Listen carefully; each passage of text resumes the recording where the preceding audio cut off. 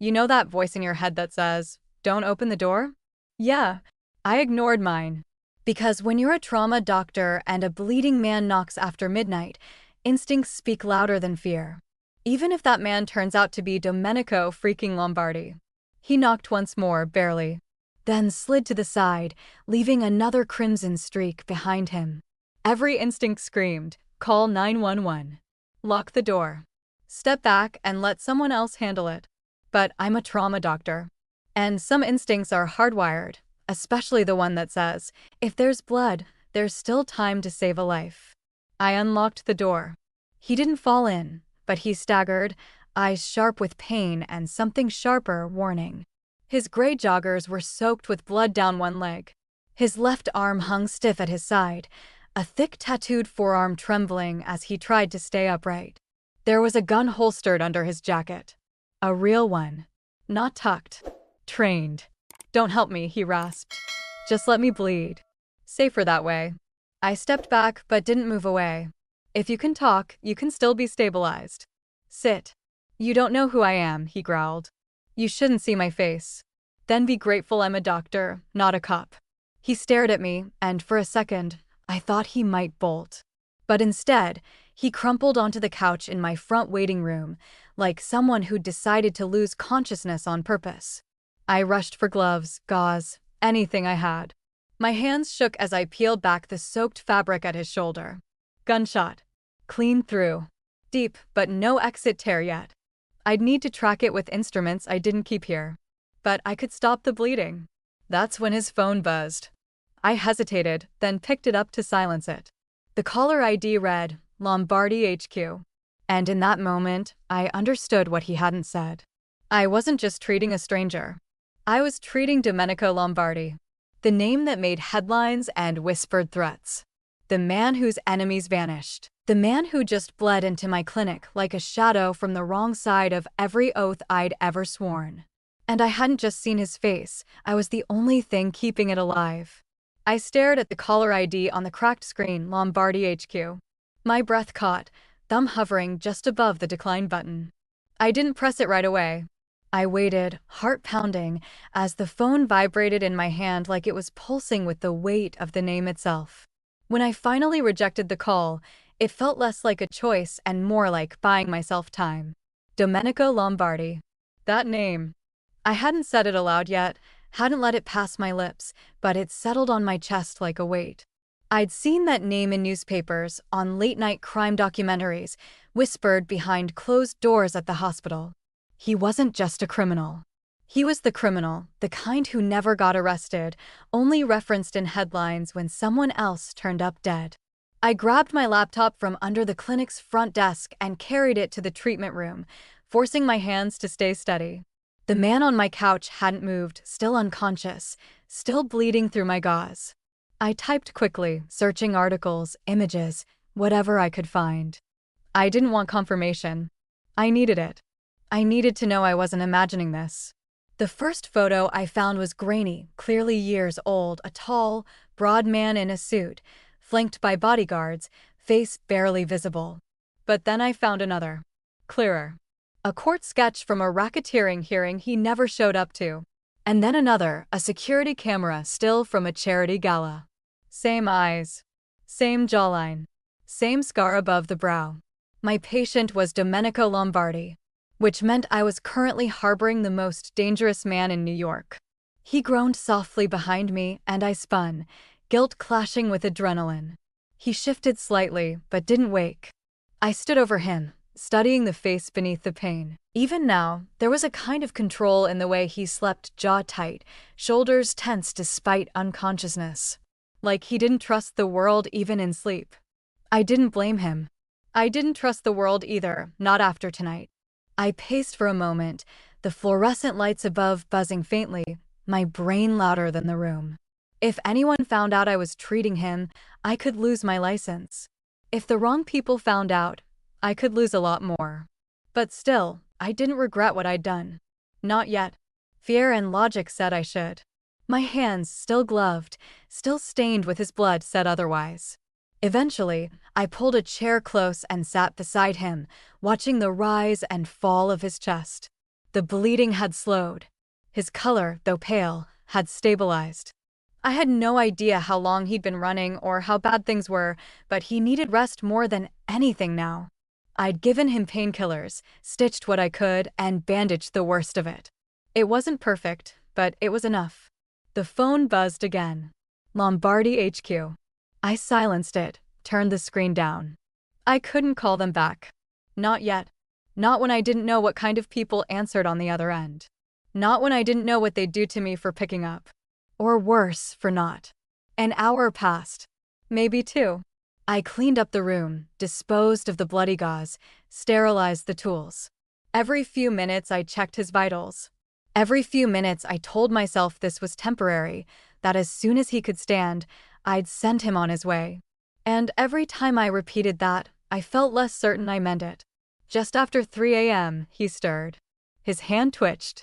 His eyes fluttered open, just a crack at first, then wide and alert.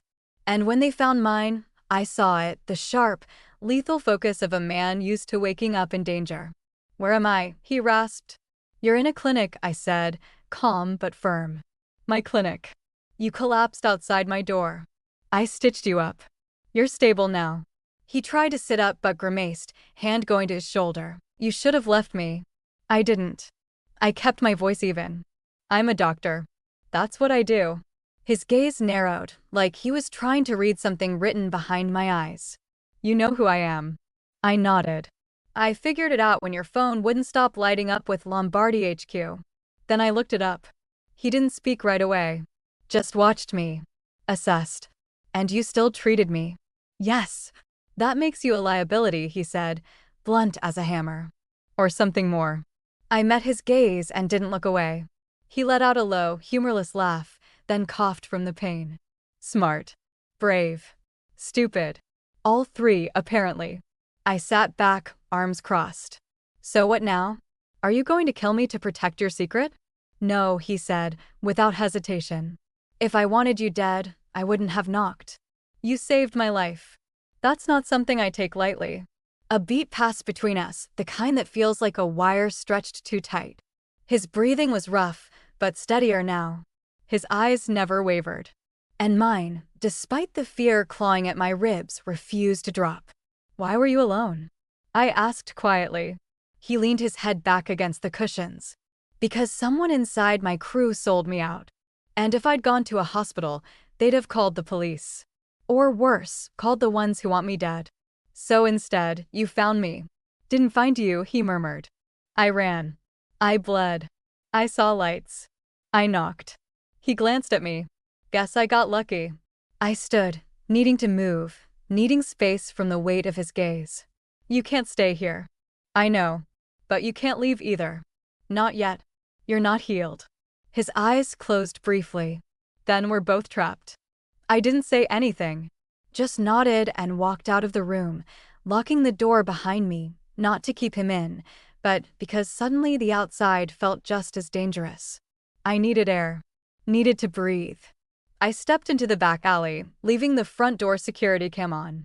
The cold hit me like a slap, but it helped, until I noticed something odd. The dumpster by the back wall had been shifted. Just slightly. The lid wasn't closed all the way. I hadn't touched it earlier. My pulse thudded. I moved cautiously, trying to quiet the sound of my shoes on the pavement. There was a shadow, no smears, near the base of the wall. Not blood. Ash. Burn marks. And something else, the faint outline of a boot print leading toward the back exit. Someone had been here. Watching. Close. My phone buzzed again. A new number. I didn't answer. I stepped back into the clinic, shut and bolted the door behind me, heart racing now for a different reason. I returned to the treatment room. Domenico had fallen asleep again, or at least appeared to. I stared at him, at the man whose name could silence rooms and stop pulses. And I knew that keeping him here was the biggest mistake of my life. But I didn't wake him. And I didn't ask him to leave. That night, I slept in the break room, light on, door locked, adrenaline my only blanket. I dreamed of red smears on glass and shadows watching from alleys. Of men with no faces and a gun I hadn't seen drawn yet. And when the morning came, I found the front lock had been scratched. Nothing taken. Nothing moved. Just a warning. By the time the sun started to rise over the East River, the front of my clinic felt like the wrong place to be. I'd barely dozed off in the break room before the sound of the front door unlocking jolted me upright. I ran into the lobby to find Domenico standing, shaky but upright, phone in hand, blood seeping slowly through his fresh bandages. "They're coming," he said simply, as if it were a weather forecast. "We can't stay here." I started to argue, but he lifted a hand, not rudely, not forcefully. Just a gesture of finality. "You don't understand what being near me means now," he said, his voice hoarse but firm. "They don't know if I'm dead or alive. That won't stay true for long. When they start looking, your name will be on a list, even if you never meant for it to be." Still half asleep, I blinked at him, disbelief curdling into dread. "So what, we just vanish?" I asked. "You can't even stand for more than 5 minutes." He gave me a look that said, "I don't need to stand. I need to move. And you need to move with me." My heart tried to convince my feet to stay rooted, but I found myself packing a trauma bag and locking the clinic door behind us anyway. My apartment was 8 blocks away. I figured we'd make it quietly. Instead, by the time we reached the alley behind my building, 2 black sedans were already waiting, engines off, windows tinted, danger humming beneath polished surfaces. I stopped cold, but Domenico kept walking. One of the rear doors opened, and a man stepped out, tall, suited, face unreadable, and nodded once. "Boss." "They're with me," Domenico said. "Let them sweep it." "Let them sweep my apartment?" I turned to him, mouth open, but he beat me to it. "If I stay with you, we lock it down. No room for error." His voice was like sandpaper over velvet, tired, fraying, but still in control. Still commanding. Within 10 minutes, my quiet 1-bedroom had been transformed. 2 men swept the place for surveillance or hidden devices.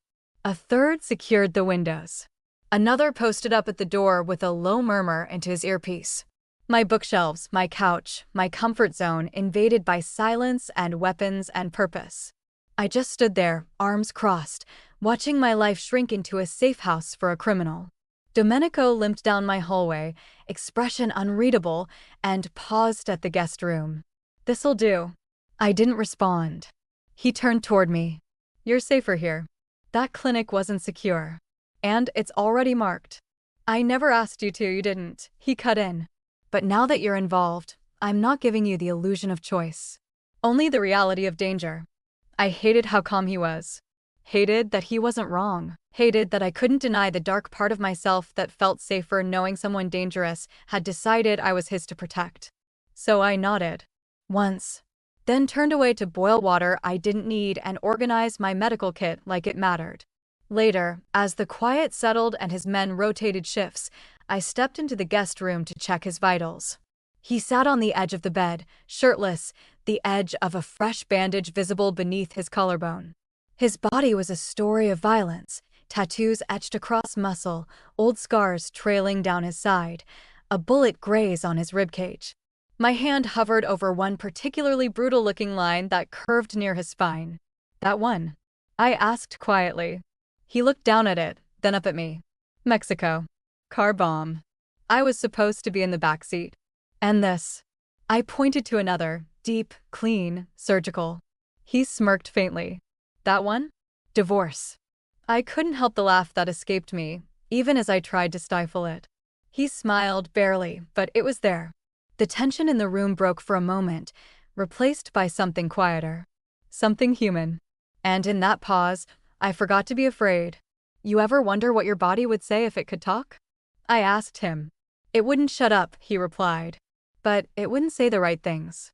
He leaned back on the pillows and looked at the ceiling. "They shot me to send a message," he said suddenly. "A reminder that no one's untouchable. It wasn't about killing me. It was about the symbolism." He turned his head toward me. "They failed. But the message was received." I didn't know what to say to that. I wasn't part of his world. Didn't want to be. But now I was, like it or not. So I said the only thing I could: "You need to rest." Again. He didn't argue.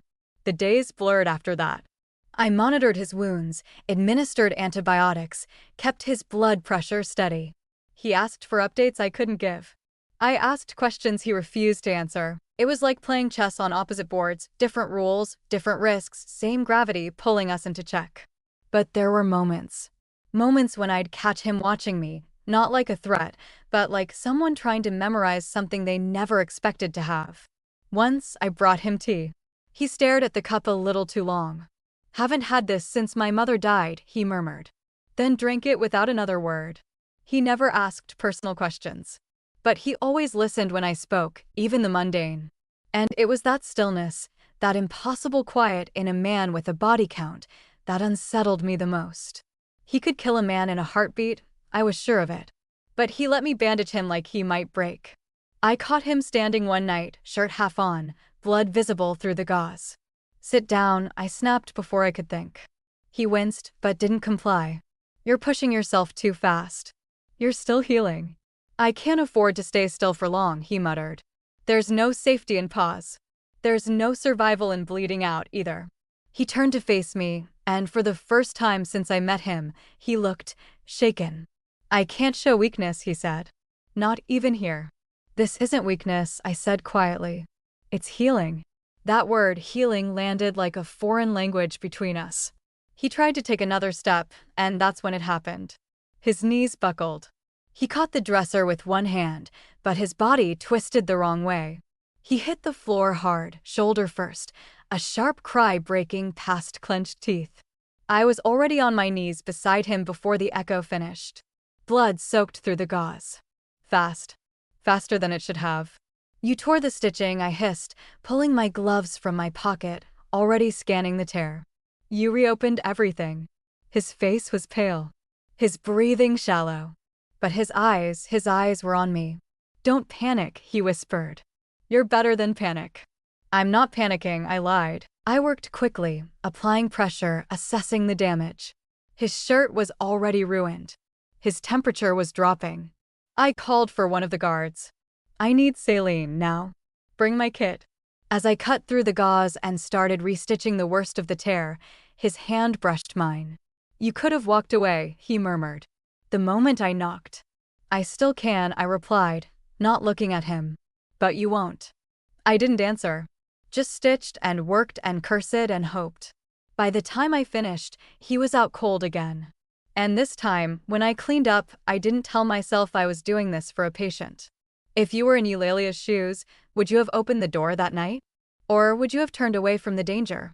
Let us know in the comments below, and don't forget to subscribe if you want to see how this twisted bond unfolds in the next chapter. The morning started quiet, almost eerily so. The kind of silence that feels less like peace and more like a breath held too long. Domenico hadn't woken yet. His guards rotated positions without speaking, each step heavy with tension. I sipped cold coffee in the kitchen, trying to pretend the blood I cleaned off the floor the night before hadn't soaked into my skin. Around 9, one of the men, I still didn't know his name, only that he called Domenico boss, with military precision, stepped into the kitchen. "We got intel," he said. Serrano family issued a statement overnight. I didn't ask how they found out. I didn't want to know. They're calling it unfinished business. Unfinished business. I could hear the threat tucked between those two words, sharp and deliberate. The Serranos were another name I'd only ever heard in headlines, whispered in dark corners of emergency rooms after a gang-related shooting.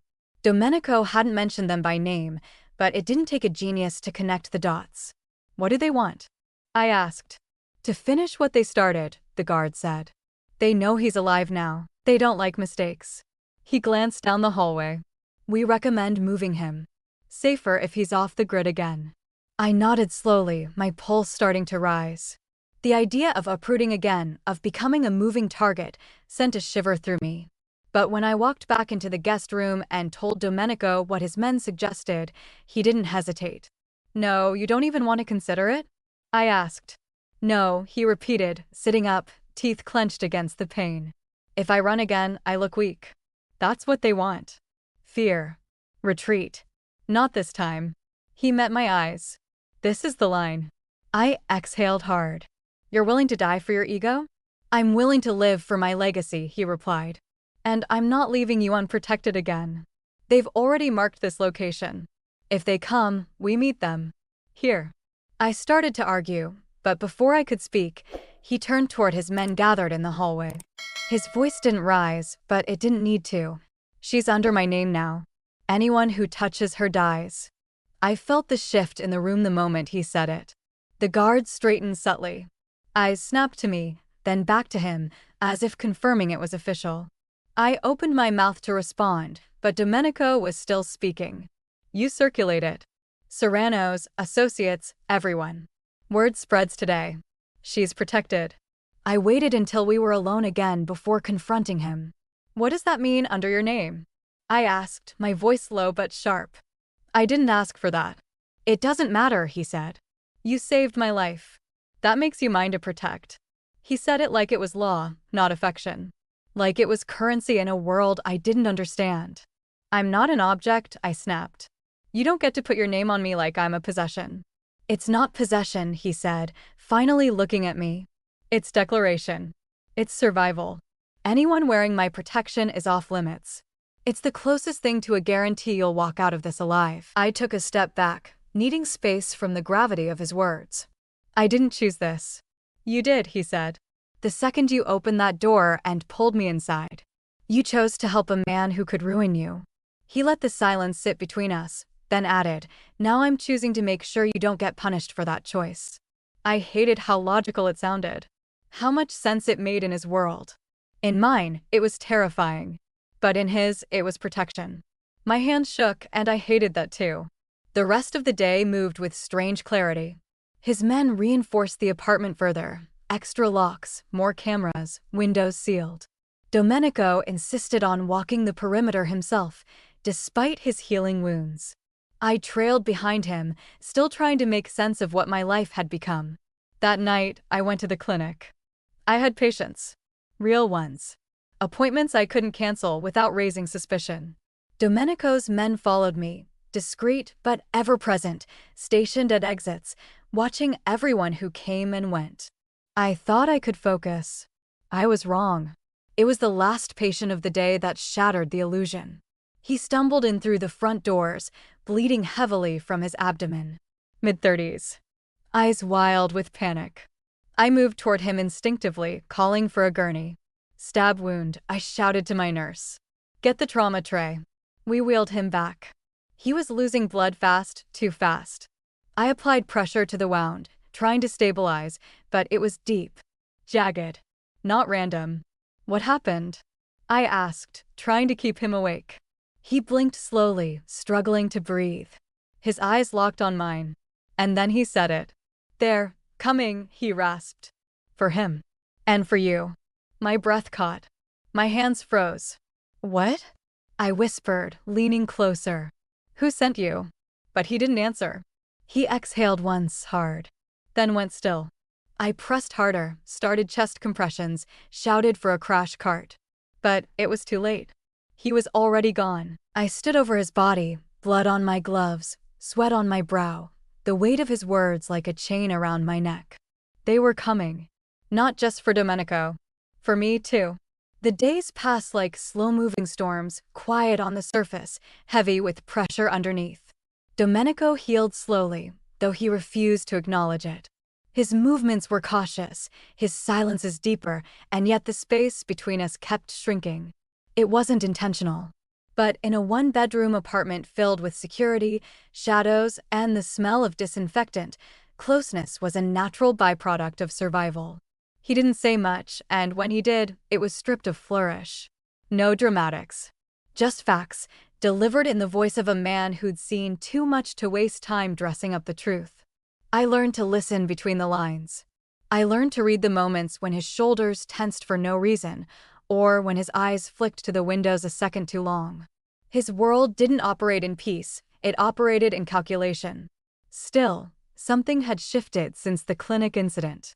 Since the dying man warned they were coming. Domenico doubled the guards, reinforced the hallway, checked on me more often than I could explain away. But something else was different too between us. I caught him watching me once, not with suspicion, but with something quiet. As though he were trying to memorize the shape of my calm. I tried not to feel it. Tried not to notice the way his voice softened when he asked if I'd eaten, or how he never flinched when I touched him now. When I changed his dressings, he didn't look away anymore. He watched me. Closely. Not possessively, but curiously, like he was studying someone who didn't exist in his world before now. That night, I found him sitting in the guest room chair instead of the bed. His shirt was off, the scar on his shoulder angry and red around the edges, though healing. The lamp cast a soft glow over the tattoos that crisscrossed his chest, symbols, dates, names I didn't understand, but felt the weight of anyway. I walked in with a bandage kit and paused. "You could have called me," I said. "I didn't want to wake you." His voice was low, but not strained. "Tired, maybe. You've done more for me than anyone in years." He didn't look at me when he said it, just stared down at something in his hand. I moved closer, gently lifting the edge of the old dressing. "It's healing slower than it should," I murmured. "You need more rest, less pacing." He gave a small shrug with his good shoulder. I reached for the gauze, but paused when I saw what he was holding, a photo. The edges were frayed, the color faded. A girl, maybe 8, smiling up at the camera. "She had my eyes," he said quietly. I didn't ask.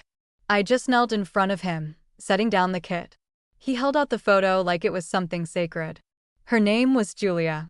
His voice cracked slightly around the name. "My daughter." I took the photo gently, studying the little girl's face. She looked mischievous. Joyful. The kind of smile that only exists before the world teaches you to be careful. "She's beautiful," I whispered.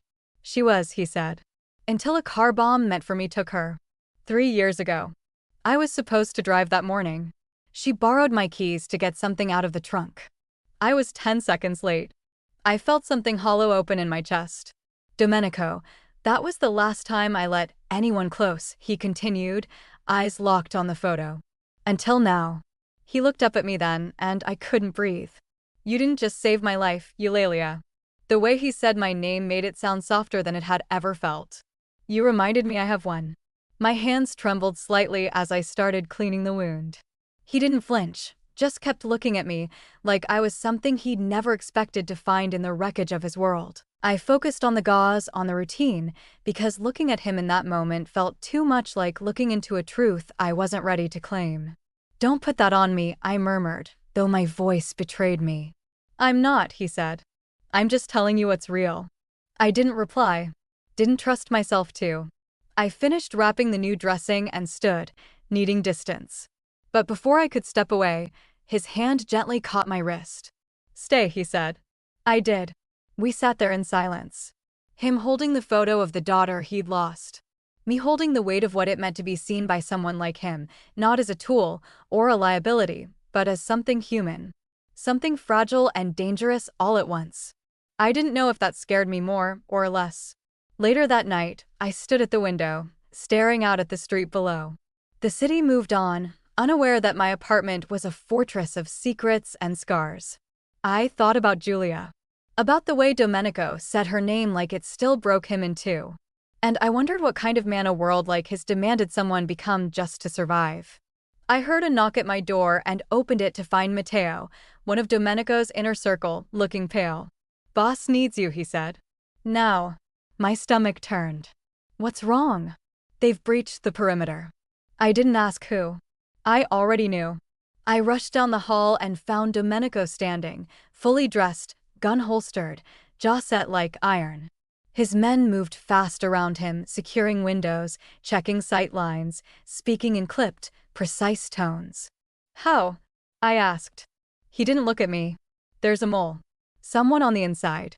The words hit like a slap. The Serrano family had found us again. This time, from the inside out. "How long do we have?" I asked.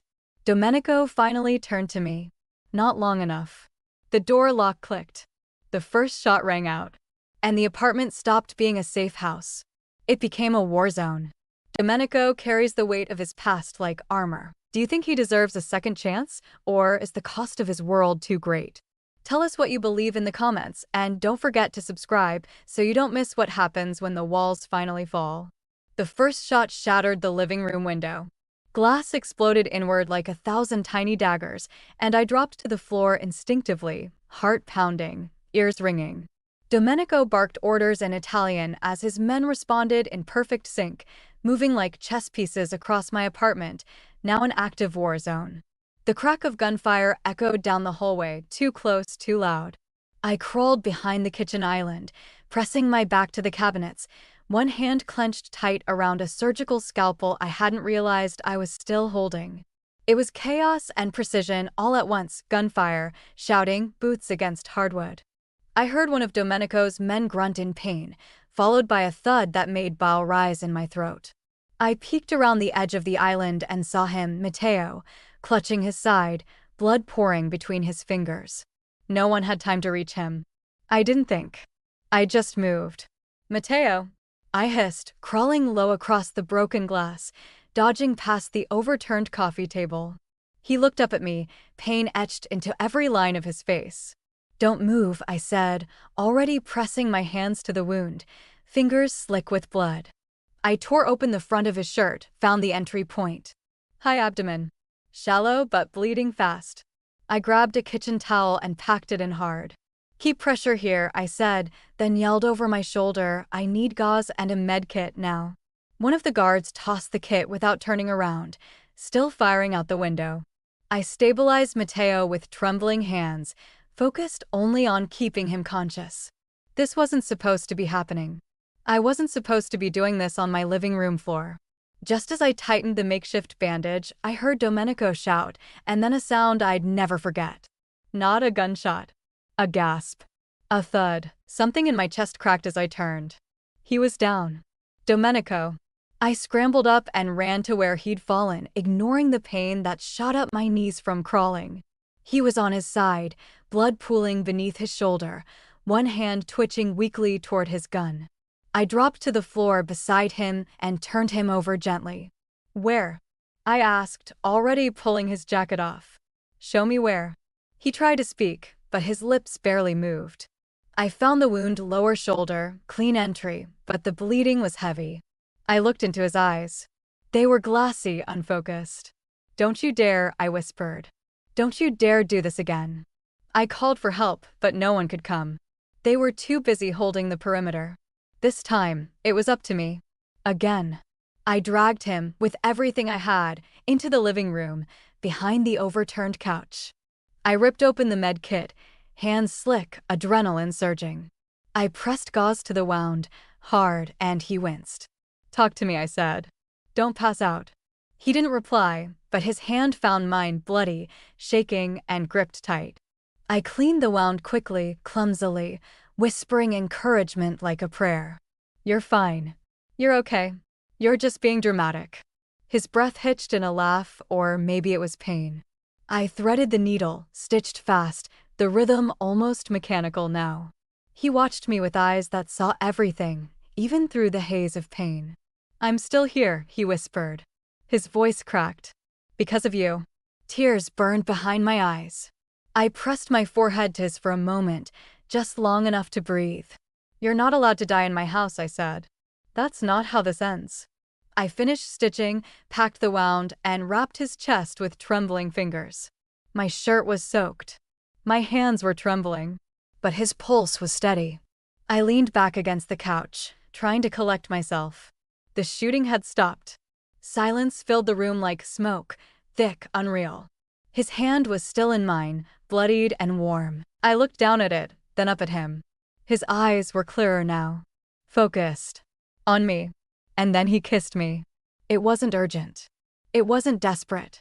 It was reverent, like a vow spoken without words. His lips pressed to mine softly, almost like he was asking permission. And when I didn't pull away, when I leaned in, when I kissed him back, it felt like gravity giving in. His hand cupped the side of my face, thumb brushing a smear of blood from my cheek. We were surrounded by glass shards and the smell of gunpowder and the blood of men we couldn't save. But in that moment, none of it mattered. The war paused. The world paused. And all I knew was this. Domenico Lombardi had kissed me like I was something precious. And I'd kissed him back like I believed it. The next morning, sunlight streamed through broken windows like it didn't know there had been a war here just hours before. The air still smelled like gunpowder and antiseptic. I hadn't slept. Neither had Domenico. His men had cleared the bodies, secured the perimeter again, and reinforced the entry points, but nothing about the apartment felt like home anymore. Domenico sat in the armchair across from me, bandaged and stiff, a mug of untouched coffee cooling on the table beside him. He hadn't spoken much since the kiss. I wasn't sure if it was pain, regret, or calculation. Maybe all three. But when his phone buzzed and he read the message, something changed in his posture. "What is it?" I asked, already dreading the answer. He didn't look up. "The Serranos sent a message." His voice was sharp, flat, clipped at the edges. 48 hours. If I don't surrender, they'll start with the people closest to me. Then he finally looked at me. "That means you." The room tilted. I stood slowly, pushing away the tremor in my knees. "Then we leave," I said. "You and I, we disappear. I can get us out. We vanish until it blows over." He shook his head. "That's not how this works." "They're threatening me now," I snapped. "And you're just going to wait around and see if they mean it?" "They do mean it," he said. "But running doesn't change the outcome. It just delays it." I crossed my arms chest tight. "Then give them what they want." He stood, slowly, every movement weighted with injury and exhaustion. "If I fall, they won't stop. They'll come for you anyway. To make an example of the woman who harbored me. There's no scenario where my surrender saves you. You don't know that." "Yes," he said, voice rising just slightly. "I do. I know the Serranos. I know how they operate. And I won't feed you to wolves under the illusion that we're walking away." I turned away, blinking fast, trying to control the pressure building behind my eyes. "You're choosing this war over your life." "No," he said softly. "I'm choosing your life over mine." That stopped me cold. I turned to him. He looked so tired, pale from blood loss, shadowed by 1,000 ghosts. But his eyes were clear, steady. He meant every word. "I never asked you to protect me," I whispered. "I know," he said. "But you did. The second you saved me. The second you stayed. That made you a target. And I don't let people I care about get hurt for doing the right thing." I didn't know what to say to that. So I didn't say anything. I just walked to the window and stared out at a street that suddenly felt like a countdown clock. Later that day, his men held a meeting in the hallway, low voices and sharp words echoing between the walls. I stayed back, listening. I didn't want to hear details, but I needed to know what was coming. One of them mentioned a name, a location. I knew then they weren't just preparing for defense. They were planning a response. After the meeting, Domenico stepped into the living room and reached for his phone. I watched him type something, then press send without hesitation. "What did you just do?" I asked. He looked at me blank-faced. "I gave the order." My stomach dropped. "What kind of order?" He didn't blink. "The kind that ends this before they make good on their threat." I stared at him, unable to move. "You're going to kill them. They left me no choice." "You always have a choice," I said, voice trembling. "You're choosing to become exactly who they say you are." He walked toward me, each step deliberate. "And you're pretending this world runs on choices. It doesn't. It runs on consequences. And the only one I'm not willing to accept is losing you." I backed away, breath catching. The man who kissed me in the chaos was still there, but so was the man capable of burning down cities. I didn't know which one terrified me more. Maybe it was that they were the same man. "I need air," I said, brushing past him. "I'll send someone with you." "No," I said firmly. "I need space. Not surveillance." He didn't argue. Just nodded once. "Be back before dark." I didn't promise. Outside, the world looked normal, people walking dogs, sipping coffee, scrolling phones. But every sound felt sharper now. Every glance suspicious. I walked until my legs ached, until the anger cooled enough to make room for reason. But reason only brought more pain. Because the truth was, I understood why he did it. He was protecting me the only way he knew how. And I hated that I didn't know if that made him dangerous or loyal. When I returned, the apartment was quiet, tense. I stepped inside to find him standing in the kitchen, still as a statue. "It's done," he said. I didn't ask how. I didn't want to know. I just nodded and hated that part of me was relieved. For 2 days, I spoke only when necessary.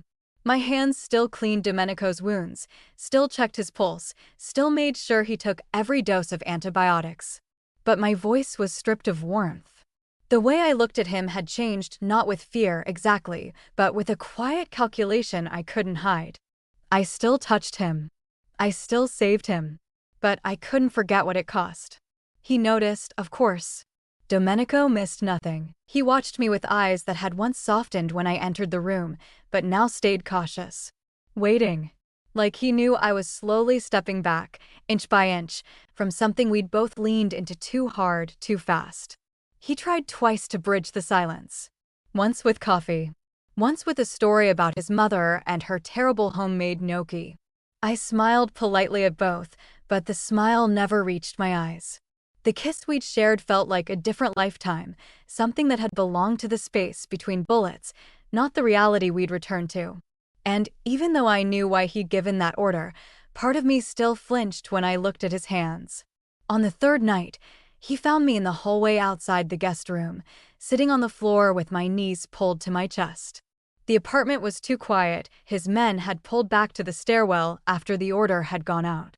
It felt like the calm before something worse. He sat beside me, slower than usual, careful with his healing ribs. "If you're going to leave," he said, "just tell me now." I didn't look at him. "You know I can't." "But you're already halfway gone," he said. "You don't talk to me. You don't look at me. You do what you have to, and then you disappear." I pressed my forehead to my knees, breathing slowly. "I don't know how to be close to you after what I saw." He was quiet for a while. "If you think I can leave this behind," he said, "I can't. But I can give you what's left of me." I turned to him then, the words catching me off guard. "And what is that exactly? What's left?" His gaze didn't waver. "The part of me that still wants a life. The part that still remembers how to hope.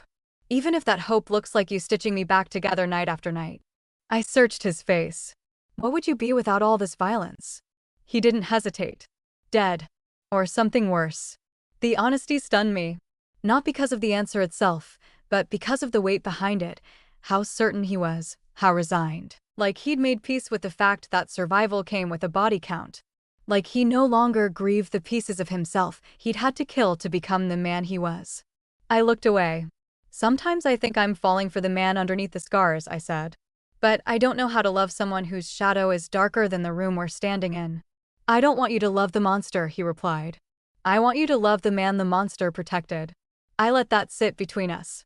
Because maybe, just maybe, that was what I'd been doing all along. Later that night, I moved through the apartment in silence, checking the window locks, restocking the medical drawer, cleaning dishes I didn't remember using. The act of maintaining order gave me something to hold on to. Something that made sense in a world that no longer did. Domenico watched me from the couch, his gaze steady, unspoken words hanging in the air like dust caught in the evening light. "I never wanted to hurt you," he said finally. "But if keeping you alive makes you hate me, I'll still choose it every time." I stopped mid-step, a dish towel in my hand, heart pounding at the rawness in his voice. I didn't answer. I couldn't. Because somewhere inside me, I knew I would have done the same. The next day, we barely spoke. I wrapped his side again, carefully, gently, and this time, when his hand brushed mine, I didn't pull away. But I didn't stay either. I moved through the motions like a nurse, not a woman who had once kissed him like he was the last safe place on earth. I wasn't sure who I was anymore in the wake of everything. That evening, I sat by the bedroom window, looking out over the street below. The sun was setting in orange streaks across the skyline, painting everything in false calm. Then I saw them. 3 black cars. No headlights. No noise. They didn't stop at the building. They surrounded it. Seconds later, all hell broke loose. Gunfire echoed from the back alley. Then the front stairwell. Shouts in Italian and English, overlapping orders, boots thundering up the fire escape.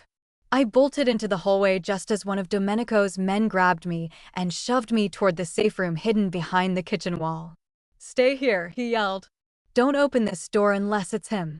I stumbled inside, the door slamming shut behind me, breath shallow, heart trying to break free of my ribs. My hands were shaking. I clutched a surgical scalpel from the emergency kit on the wall, not because I thought it would help, but because it was something to hold. The gunfire didn't stop. My apartment had become the front line. Again. Can love survive in the presence of darkness, or does it only grow in the absence of it? Leave your thoughts in the comments, and if you're following Eulalia and Domenico's impossible story, subscribe to stay with them when the final war begins. The explosion cracked the sky open like thunder. Windows blew inward, glass raining over the apartment, the floor vibrating beneath my feet. The air filled with smoke, dust, and the sound of gunfire, sharp and brutal and everywhere. I stayed curled inside the safe room, heart pounding in my throat, one hand pressed over my ears, the other still clenching the surgical scalpel like it could protect me. Shouts outside the door came in bursts, orders, curses, screams. Domenico's name was yelled more than once, but never answered. Then the screaming stopped. It wasn't silence, it was worse. The kind of pause where your lungs stop working and your thoughts start filling in the blanks. I pressed my ear to the wall. Someone was shouting, but the voice was muffled, panicked, wrong. And then I heard it clearer than anything else. "Boss is down." The scalpel dropped from my fingers. I kicked the safe room door open and ran. Smoke choked the hallway, the sharp stench of fire and blood turning my stomach. The lights had gone out, the flicker of flames from a shattered kitchen light bulb casting the room in surreal, hellish shadows. And then I saw him. Domenico lay sprawled across the floor, face pale, shirt soaked in blood, his gun dropped just out of reach. Matteo knelt over him, pressing both hands to his abdomen, but he was shaking too hard to be useful. "I don't know where it hit," he said, eyes wild. There was smoke, he went down too fast. "Move," I ordered, dropping to my knees. "Move, Matteo." "Now." He did, and I took over without thinking. My hands were already on Domenico's chest, checking for entry wounds, assessing the blood flow, the location, the pulse. He was barely breathing. His eyes were closed. I shook him hard. "Domenico," I yelled. "Open your eyes. Look at me. Look at me." He didn't respond. I pressed harder, found the wound, high abdomen, right side, dangerously close to the liver. Blood poured out with every shallow breath. I grabbed gauze from the nearest med bag, packed it hard, ignored the scream in my own head. "You promised," I whispered, shaking, hands slick with crimson. "You said you'd come home to me. You promised." A second bullet tore through the drywall behind me. I didn't move. Someone returned fire from the hallway, and the world blurred into chaos again, but I was rooted in place. I had to stop the bleeding. I had to keep him alive. That was all that mattered. "I need a light and sutures," I called out. "No." Matteo shoved a surgical pack toward me, and I tore it open with bloody fingers. "Get me more pressure bandages. For if you've got it. And someone kill that shooter." I bent over him and began cutting into his side, the knife trembling in my grip. I was no surgeon, but I had stitched more trauma wounds than I could count. I could do this. I had to do this. Blood coated my arms, soaked into my jeans, drenched the floor beneath us. "Stay with me," I whispered, leaning close. "Don't you dare die on me, Domenico. Don't you dare. I didn't save you once just to lose you now." His pulse flickered beneath my hand, soft, inconsistent, but there. It was enough. I worked in silence, blocking out the noise around me, hyper-focused on his wound, on sealing the artery, on applying pressure, on breathing. Every second stretched impossibly long, like time had become elastic, snapping with every stitch. Someone dragged a body across the hallway, the thud echoing like a threat, but I didn't look up. I couldn't. My whole world was on the floor, bleeding under my hands. Finally, I got the bleeding to slow. I secured the final suture, packed the rest of the wound, and fell back against the wall, my chest heaving, soaked in his blood. His breath was ragged, shallow, but there. He was still alive. Barely. I wiped a shaking hand across my mouth and forced myself to move again. "We need to get him off this floor," I said. "Onto the couch," carefully. We lift on 3. Together, we got him onto a makeshift bed, elevating his legs, keeping the wound compressed. I started in 4-line from the emergency kit, whispering to him the whole time like words could tether him to the world. "You're not done yet," I said. "You still owe me a sunrise." You still owe me 100 quiet mornings. Don't you dare leave me with a promise you didn't keep. His eyes fluttered open, just barely. Still, here, he rasped. I choked on a sob and bent to press my forehead against his. Of course you are, I whispered. Because you're too damn stubborn to let go. His lips twitched. A ghost of a smile. His hand found mine again, bloody and weak, and I held it like it was the only thing keeping us both alive. It took another hour for the gunfire to stop completely. Matteo returned, breathless and covered in soot. It's over, he said. They're gone. The Serranos are finished. What's left of them is running. I nodded once. I couldn't speak. I sat beside Domenico, hand in his, and watched as the blood dried on my arms. Outside, the sirens were distant. Inside, everything was still. Broken. Scarred. But still breathing. Just like him.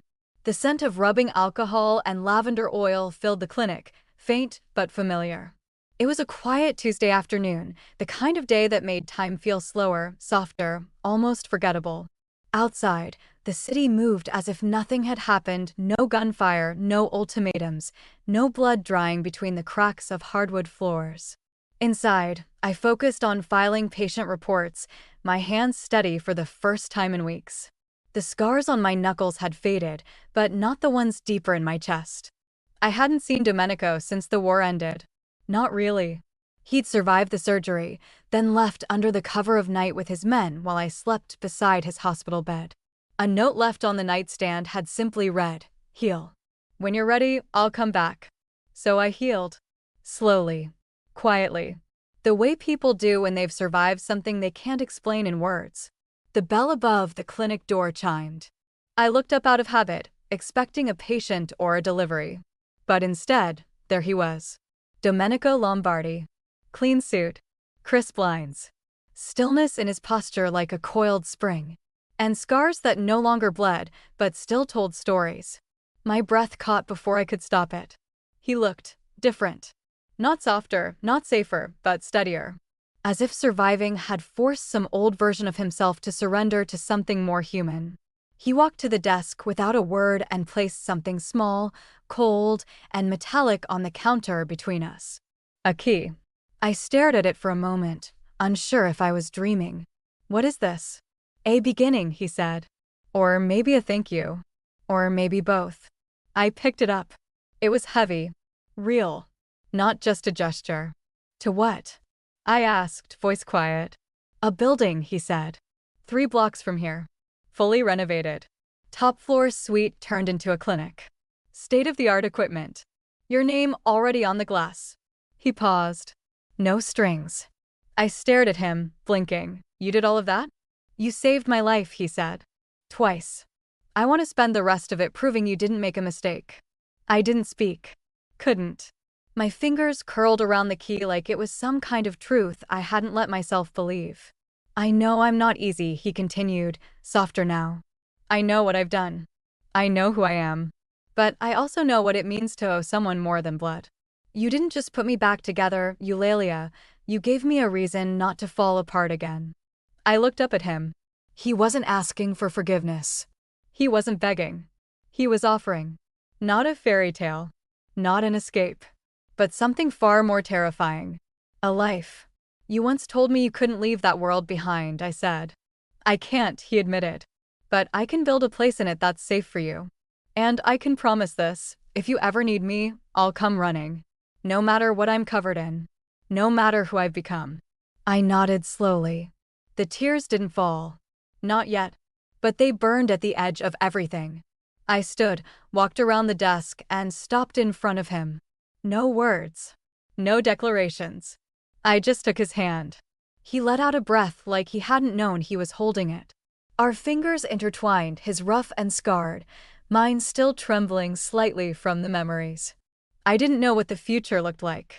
But I knew this. Whatever came next, I wouldn't face it alone. I looked down at our joined hands. And I didn't let go. He was the man I should have walked away from. But in the end, he didn't destroy my life. He rebuilt it around the fire he walked through to reach me. Thank you for listening to this story until the very end. There's another interesting one on your left screen that I think you'll really enjoy.